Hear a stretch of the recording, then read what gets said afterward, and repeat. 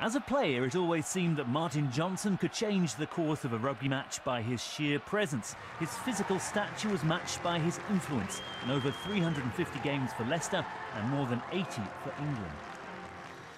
Above all else, he was captain of the England team when they won the World Cup in 2003, and that secured him a unique status. And yet, when he took over as England manager, it was a risk. He had no previous coaching experience at all. Adapting to the role took time. Ben Foden! And earlier this year, there were signs of progress. England won the Six Nations tournament. But any good work was undone in a New Zealand bar. England's World Cup this year will be remembered for off-field indiscipline.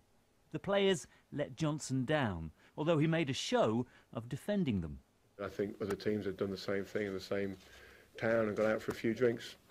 And look, if we get away from having that in the Rugby World Cup, then I don't think that's for the best. Many urged Johnson to continue, but he clearly found it harder to inspire with words as a manager when, as a player, his actions sufficed.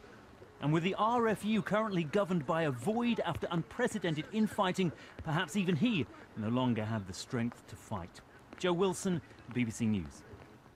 Well, let's get more right now from our sports correspondent Dan Rowan, who's at Twickenham, and the pressure really had been on him, hadn't it? It had, absolutely, Louise, yes. It's no real surprise that Johnson's decided to walk away from England. His position was up for review anyway by the RFU, who were looking into England's disastrous World Cup. It may well be a case of jumping before he was pushed. He'll give the precise reasons why he decided to quit today at 4 o'clock this afternoon here at Twickenham, alongside Rob Andrew, the RFU's elite performance director, who himself will face some tough questions as well. But the reality is that the quarter-finals in New Zealand simply wasn't good enough for a country with the ambitions and resources of England. Two other factors, though, played a role here, as you heard in Joe's piece just then. The off-field controversies, which culminated in Mike Tindall, the former captain, being sacked by England at the end of last week for his conduct in New Zealand, and the unprecedented upheaval here at the RFU, which almost certainly played a role in Johnson's decision to go. And Dan, who is likely to replace him?